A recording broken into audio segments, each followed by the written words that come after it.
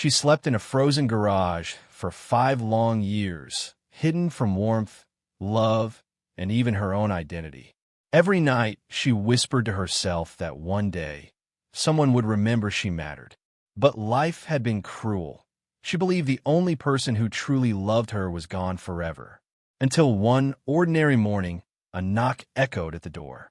And there he stood, the dead billionaire grandfather she thought she'd lost, ready to change everything and finally give her the life she always deserved.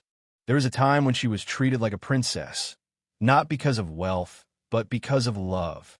Her father adored her more than anything in the world. He was her protector, her laughter, her safe place. Their home echoed with warmth, gentle hugs, and the comfort of knowing she belonged. But life can be cruel in the quietest ways. One day, that laughter stopped. Her father closed his eyes forever, and with him, the world she knew disappeared. That was the day the stepmother took control. She didn't cry for the man she lost. She smiled, because now everything belonged to her, his house, his money, and unfortunately, even his daughter. What began as fake sympathy soon turned into something darker.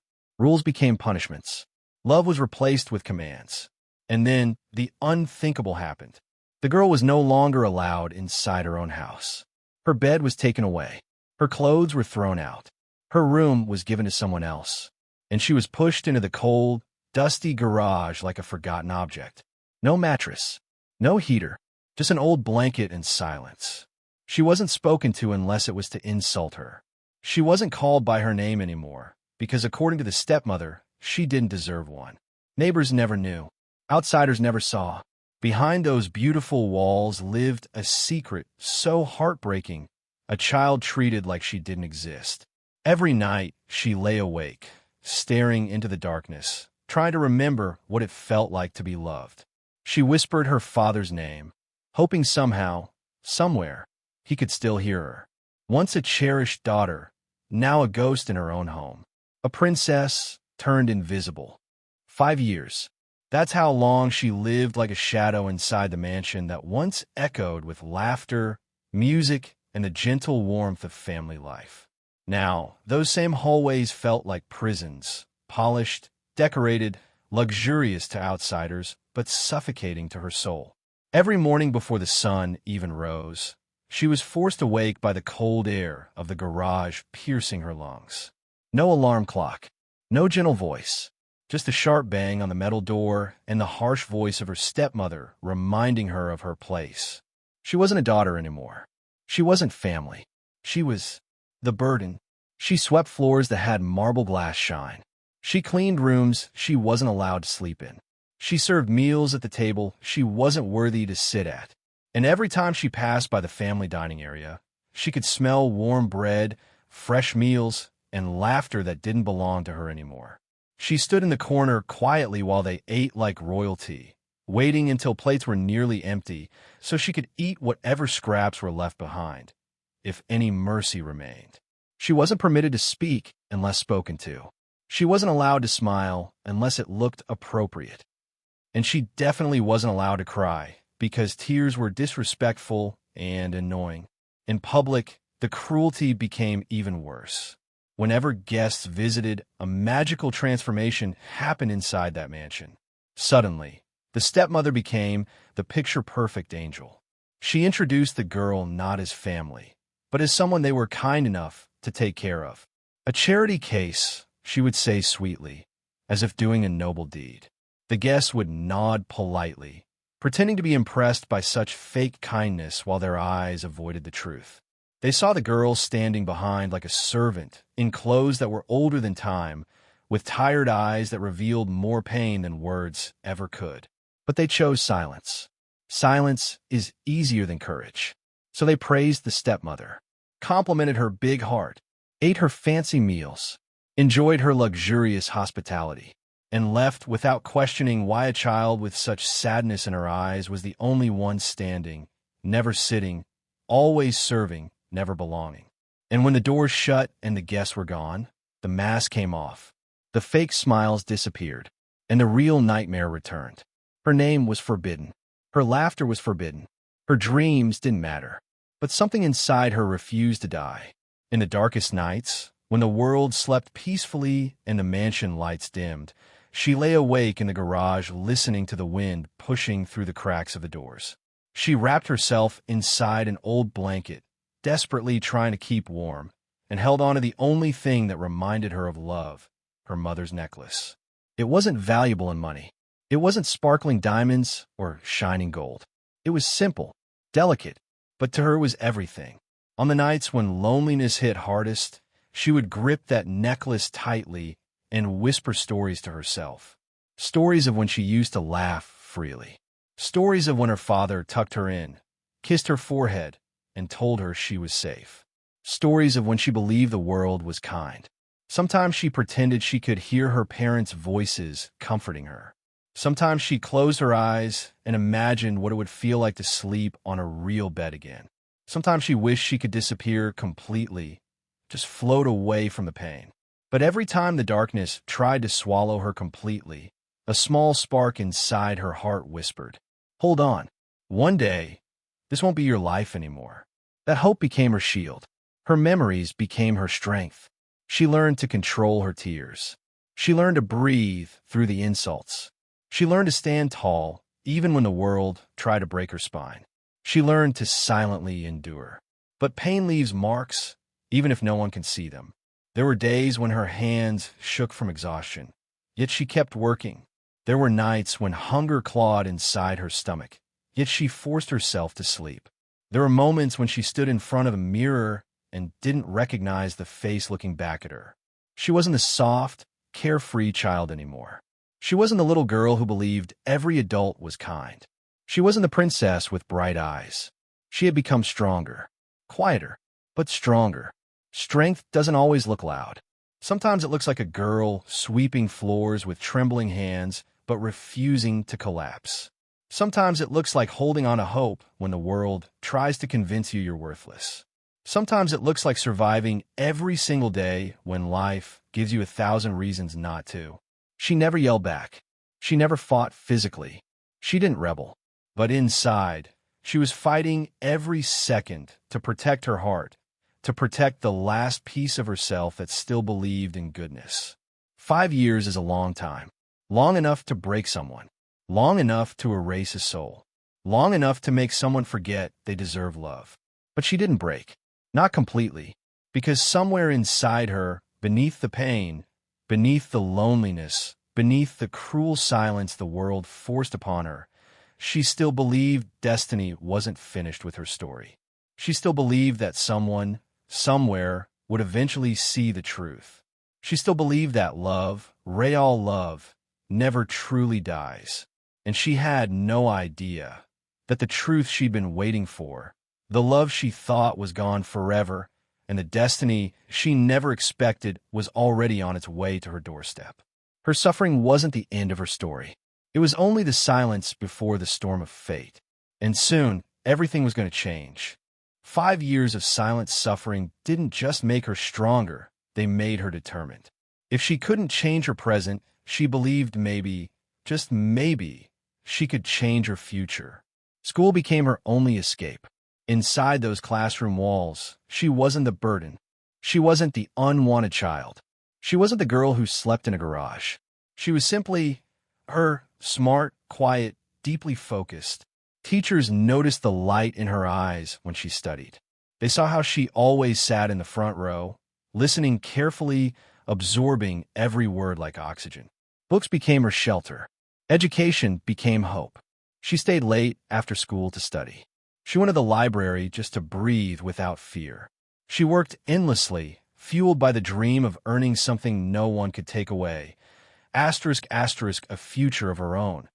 Asterisk, asterisk, and slowly, miracles began to happen. She excelled in every subject. She topped her classes. She won competitions silently, receiving certificates that she hid like treasure. She became the student teachers admired, the name that always appeared at the top of lists. They recommended her for scholarships. They whispered with pride when her name was mentioned. One day, the impossible happened. A letter arrived, then another, then another. Prestigious schools, universities, programs that recognized her brilliance, institutions that saw the light her stepmother tried so hard to extinguish. Full scholarship, accommodation, a chance at a life beyond those suffocating walls. Her hands trembled as she held the first acceptance letter. She didn't cry at first. She only stared. Then, like a flood, tears poured down her face, silent, shaking tears. She clutched the letter to her chest, feeling, for the first time in years, that the universe had finally whispered back to her hope. She could almost see it, living in a dorm, studying freely, laughing again, sleeping in a real bed, waking up to mornings that didn't hurt. A future, a life, a chance to breathe.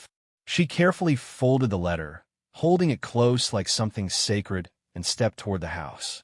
But fate had one more cruelty to show. Her stepmother found the letters first. She stood there reading them, eyes narrowing like a predator. There was no pride, no happiness, no surprise. Only rage. Pure, burning rage. "How dare you?" she whispered, voice trembling with fury. Before the girl could speak, the woman's hand shot out, snatching the letters, crushing them in her fist as if destroying paper could destroy destiny. The girl's heart dropped. "These are lies. You don't deserve this. You don't get to escape. You don't get to leave me. I earned them," the girl finally whispered, voice breaking. "Please, this is all I have." Wrong words. The stepmother's face twisted with hatred. She ripped the letters apart, tearing them slowly, deliberately, making sure each shred felt like a piece of the girl's heart being destroyed. Paper fluttered to the floor like broken dreams, like snow made of grief. "Who do you think you are?" she hissed. "You are nothing without this house. You are here because of my generosity, and you will stay here because I say so." The pieces of acceptance letters lay scattered at her feet. She fell to her knees, shaking, desperately trying to scoop them up as if somehow, if she held the pieces tightly enough, the future would come back. Tears dripped onto the paper fragments as she held them against her chest. "Please, please don't do this," she begged, voice cracking, dignity shattering. But begging never worked here. That night, another cruelty was waiting. A special dinner. Important guests. A chance for the stepmother to show off her wealth, her power, her perfect life. And the perfect life apparently needed a humiliation. A maid's uniform. Not just simple clothes. Not just casual cruelty. A deliberate decision to break her spirit completely. "Wear this," the stepmother commanded, throwing the outfit at her like trash. It wasn't just fabric. It was a label, a brand, a reminder of the place they wanted her trapped in forever. She stood there staring at the dress in her shaking hands. She wanted to scream. She wanted to run. She wanted to fight. But she had nowhere to go. When guests arrived, laughter filled the house again. Glasses clinked. Conversations floated through the air. Compliments were exchanged.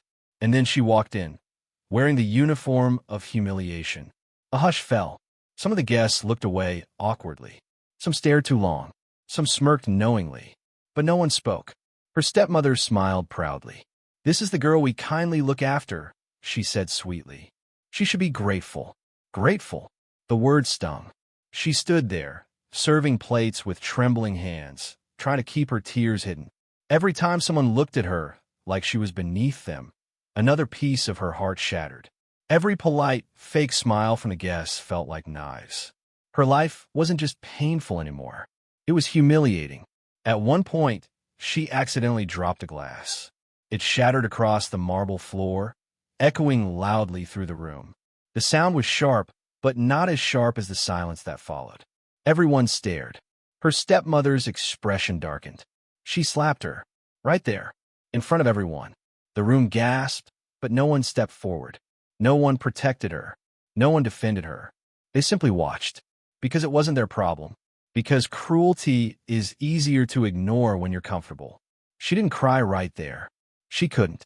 She simply whispered, "I'm sorry," and knelt down to pick up the glass shards with trembling fingers, cutting herself, bleeding silently while everyone went back to eating. That night, when the laughter faded and the house went quiet, something inside her finally broke.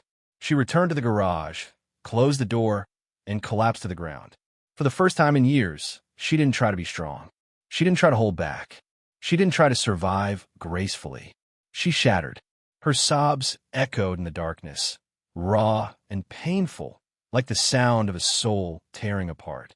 She pressed her face into her hands and cried for everything she lost: her father, her childhood, her dreams, her future. For a moment, she wondered if this was all she would ever be. Invisible, unwanted, forgotten.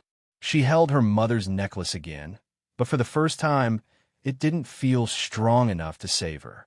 She felt hopeless, truly hopeless. And yet, even as the tears burned her cheeks, even as her heart ached with unbearable pain, she stayed.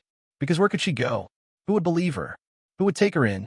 So she wiped her tears, swallowed her pain, and forced herself to breathe again. Not because she wasn't broken, but because broken people sometimes don't get the luxury of giving up. She didn't know it then, but life was holding its breath.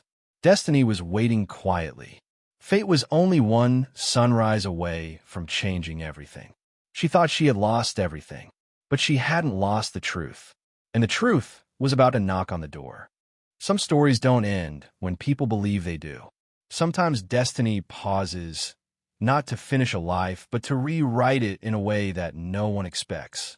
Years ago, when she was still a little girl, a tragedy had shaken the world around her family. News spread like wildfire that her grandfather, her father's powerful, respected, impossibly loving father, had drowned in a terrible accident. There had been panic, search teams, endless prayers, and then silence. No body was ever found. Only acceptance, forced acceptance. The world declared him gone, and with his death, the last shield over her life disappeared. But fate had chosen a different path. He didn't die. Far away from everything he loved, an unconscious man had washed ashore near a remote coastline. Fishermen found him barely breathing, body bruised, lungs fighting for air, life hanging by a fragile thread. They rushed him to a small, under-resourced hospital where doctors battled storms inside his body. Days turned into weeks, weeks into months, and when he finally opened his eyes, his world was blank. No names, no faces, no memories. He didn't know who he was. He didn't know where he belonged. He didn't even know the love he once carried in his heart. All he knew was that he had been given a second chance at life, without any idea what that life meant. Doctors called it what it was: asterisk asterisk severe trauma and amnesia asterisk asterisk. So they kept him. They treated him. They protected him. The news of his survival never reached his world because the hospital had no connection to the powerful circles he came from. To them, he was just a patient with no past. And life continued. He lived quietly. He learned how to walk again, to talk again, to understand the world again. Sometimes flashes of images haunted him, little hands wrapped around his finger, laughter echoing somewhere in his mind, a man smiling at him in memories he couldn't fully grasp. There were moments when his heart would ache with a pain he didn't understand. Moments when he would wake up with tears on his face without knowing why. Moments when he felt like time was running out, but he didn't know what he was running toward. Years passed. Very slowly, pieces of him began to return. A voice, a face, a child's laughter, a girl with bright, hopeful eyes. Memories didn't come back all at once. They returned in fragments, soft, sharp, overwhelming fragments that struck his soul like lightning. Doctors warned him that sudden recollection could be emotionally intense. They didn't know intense wasn't the problem. The problem was the guilt awakening with his memory. Because with every memory came the realization that while he lived in quiet survival, somewhere a family had lived thinking he was dead. A son, a granddaughter, people he loved more than anything. And when his mind finally pieced itself back together, the world stopped. He remembered everything. His vast empire, his power, his responsibilities. And most importantly, he remembered her. The soft little girl who used to run toward him with outstretched arms. The one who used to sleep on his chest when she was scared. The one whose laughter he swore he would always protect. His granddaughter. The thought of her nearly brought him to his knees. He immediately demanded to go home. only to learn the world he left behind was no longer the same. When he finally returned to his city, he didn't come as a billionaire with pride. He came as a grandfather terrified of what he might find. And what he found shattered him. His son gone. His company, still strong, but under the control of hands he didn't fully trust. His granddaughter, missing from the life she deserved. People spoke in whispers when they saw him. Shock, fear, confusion. Some thought he was a ghost. Some thought it was a miracle. In a sense, it was both. When he asked about his granddaughter, excuses filled the air. She's being taken care of. She's fine. She's living comfortably. Don't worry. But lies have a way of trembling when truth stands too close. He saw hesitation. He saw avoidance. He saw fear in the eyes of people who once confidently looked up at him. That was all he needed to know something was terribly wrong. So he searched, quietly, deeply, determinedly. He pulled records. He questioned staff. He traced every movement. He followed the life trail that led straight to that mansion. The mansion that should have been her sanctuary. The mansion that should have been overflowing with love. The mansion that should have reminded her she belonged. Instead, it was her prison. He arrived quietly, not with power, but with heartbreak beating inside his chest. He didn't announce himself grandly. He didn't summon attention. He simply stood before the gates of the home that once echoed with his family's laughter, now standing in ghostly stillness. From the outside, it looked beautiful. Inside, it hid cruelty. He stepped in. Laughter floated from the dining room. Expensive plates. Sparkling glasses. The stepmother, elegant and composed, hosting comfortably like the queen of a kingdom built on lies. He scanned the room for the one face his soul had longed for. She wasn't there, so he searched further. And then he saw something that froze his blood. Past the hallways, through the glass, beyond the warmth of the lights. A small figure in the dark, in the garage, curled up on a thin blanket, holding something close to her chest. Shivering in the cold, his heart stopped. His breath vanished. The world blurred. That was his granddaughter, the child he once lifted in his arms like treasure. The girl he promised would never know pain. Living like this, forgotten, unloved, invisible. A sound escaped him. It wasn't just grief. It wasn't just anger. It was heartbreak wrapped in rage. He walked, not slowly, not peacefully, with purpose, with fury contained only by the love exploding in his chest. He opened the garage door. She flinched, startled, instinctively expecting anger. That was her reflex now, fear. But instead, she saw him. At first, her mind didn't believe it. She blinked, thinking her exhaustion was creating illusions. He was supposed to be gone, lost, dead. But he wasn't a memory. He wasn't a dream. He was real, breathing, standing, trembling with emotion. Grandpa, the word slipped out of her like a fragile breath. His eyes flooded instantly. Her voice, her face, her existence. He fell to his knees before her, his hands trembling as they gently cupped her cheeks, the cheeks that should have been kissed with affection, not soaked with years of hidden tears. My angel, his voice cracked heavy with pain. What have they done to you? For 5 years, she carried pain silently. For 5 years, she swallowed her tears. For 5 years, she pretended to be strong. But in that moment, she broke, not from pain, from relief. She collapsed into his embrace, arms clinging desperately to him. Shaking with sobs she could no longer swallow. She buried her face into the one place that finally felt safe again. He held her like he would never let go. And in that embrace, the 5 years of loneliness screamed silently into the air. He felt every shiver, every scar, every heartbreak, and something ignited inside him. Not just love, not just grief, unstoppable determination. He stood, pulling her up gently, wrapping his coat around her trembling shoulders as if trying to shield her from every cruelty she had endured. With her in his arms, he walked back toward the house, not as a broken survivor, but as the storm fate had been preparing. Inside, the stepmother laughed with her guests, until she saw him, her face drained of color, her smile shattered, her lies trembled. He didn't need to raise his voice. He didn't need to shout. His presence alone spoke louder than thunder. He knew everything now, every cruelty, every humiliation, every stolen dream. And he wasn't a broken man anymore. He was a grandfather, a protector, a force of justice wrapped in love. Hope finally awakened that night, not softly, but powerfully. Suspense lingered in the air. The world that once ignored her pain was about to witness truth that refused to stay buried any longer. Because he was home, and he wasn't leaving without her. The story of suffering was ending. The story of strength was finally beginning. The house was quiet the next morning. Too quiet. The kind of silence that feels nervous, like the walls themselves are waiting for something.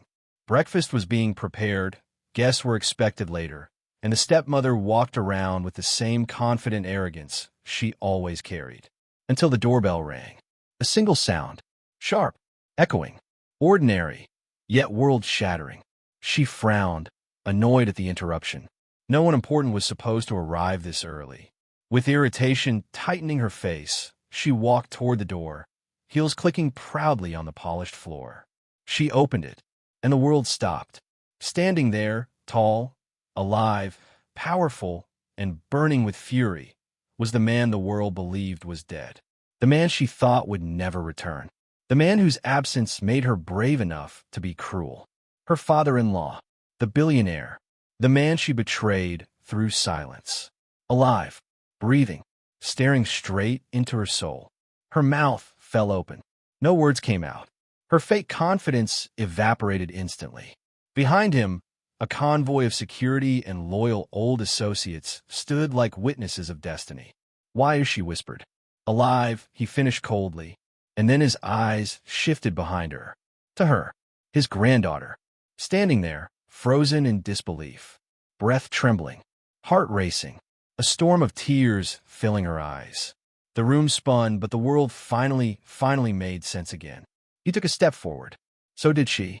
And then she ran. Not like a child, not like a weak soul, like someone who had finally reached home after being lost for years. She crashed into his arms, breaking into tears that were no longer silent. Sobs, loud and raw, filled the air, releasing grief, releasing fear, releasing 5 years of buried pain. He held her tightly, as if he would never risk losing her again. His hand embraced the back of her head, his voice trembling as he whispered, "I'm here, and I will never let anyone hurt you again." Everyone watched. Servants, guests, neighbors at the gate, people who always saw but never spoke. And now they witnessed truth that could no longer hide. He turned toward the stepmother. The softness vanished from his face. His voice thundered through the mansion, shaking everything she thought she controlled. "You locked my granddaughter in a garage. You stole her childhood. You destroyed her future. You treated her like she was nothing." The stepmother panicked. It's not what it looks like." "Enough," his voice boomed. Documents appeared. Lawyers stepped forward. Witnesses stood ready. Servants who were once scared finally spoke. Every lie she ever built burned. Her excuses collapsed. Her fake kindness shattered. Her power dissolved like sand in rain. And the girl who once stood quietly in the corner, unseen and unwanted, stood beside her grandfather, head finally lifted, eyes filled not with fear anymore, but dignity. "She is the rightful heir," he declared firmly. "The only one who carries my name, my heart, and my legacy." Gasps filled the room. The girl who slept in a cold garage. The girl who was treated like a burden. The girl who was erased. Became the most powerful soul in that house. Not because of money, not because of wealth, but because fate, love, and truth stood beside her. The stepmother's kingdom crumbled. Her arrogance vanished. For the first time, she tasted the fear she had fed others. Justice didn't arrive loudly. It arrived beautifully, with tears, with hugs, with truth. Later, as her grandfather gently guided her inside, not to the garage, but to the room she always deserved, the house finally breathed differently. Warmer. Kinda. Alive again. She looked around, and for the first time in years smiled. She wasn't invisible anymore. She wasn't alone anymore. She wasn't nobody. She was loved, protected, home. And fate had finally knocked on the door, bringing justice with it. Sometimes life tries to crush the brightest spirits, hiding them in shadows and forcing them to endure in silence. Yet, destiny has a way of finding those who refuse to surrender. She wasn't weak, she was patient. She wasn't invisible. She was quietly building strength in every tear, every lonely night, every shattered dream. And when her truth returned, it didn't just reclaim her life. It illuminated the world around her. Her courage became a beacon, her resilience a lesson, and her quiet heart a testament. No matter how deeply life tries to bury you, hope, love, and justice will always rise again.